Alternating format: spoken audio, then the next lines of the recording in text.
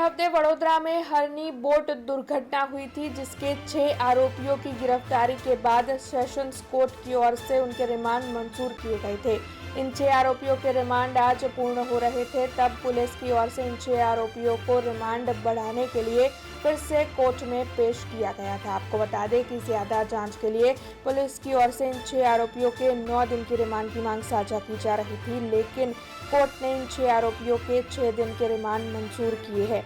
आने वाली 31 जनवरी दोपहर 3 बजे तक के इन 6 आरोपियों के रिमांड मंजूर किए गए हैं। तब पुलिस आगे इन 6 आरोपियों के पास से और क्या जानकारी जुटा पाती है, ये देखने लायक होगा।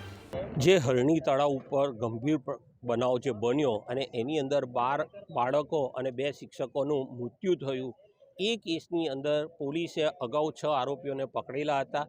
ये 6 आरोपीओना जे ते वखते 10 दिवसना रिमांड मांग्या हता। नामदार कोर्टे 5 दिवसना रिमांड ग्राह्य राख्या हता अने ए 5 दिवसना रिमांड दरमियान जे आरोपीओ पासेथी गंभीर प्रकारनी तपास करता माहितीओ मळेली छे, ए माहितीओना आधारे पोलीसे अन्य 3 आरोपीओने पण गिरफ्तार करेला छे अने आ पकड़ाયેલા आरोपीओ अने अगाऊ जे पकड़ाયેલા आरोपीओ छे ते लोकोनी तपास थाय अने ए तपासना अंते तमाम कड़ीओ तमाम पासाओनो क्रॉस वेरिफिकेशन थाय।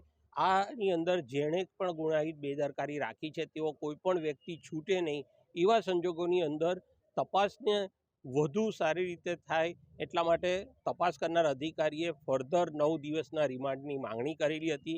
નામદાર કોર્ટે આજે આ બાબતના જે કંઈ કારણો છે એ કારણોને ગ્રાહ્ય રાખી અને આજે પણ તપાસ કરનાર અધિકારીએ જે રિમાન્ડની માંગણી 9 દિવસની કરેલી હતી તેમાં નામદાર કોર્ટે 6 દિવસના રિમાન્ડ મંજૂર કર્યા છે। 31 તારીખે બપોરે 3 વાગ્યા સુધી આરોપીઓને પોલીસ કસ્ટડી રિમાન્ડ આપેલા છે।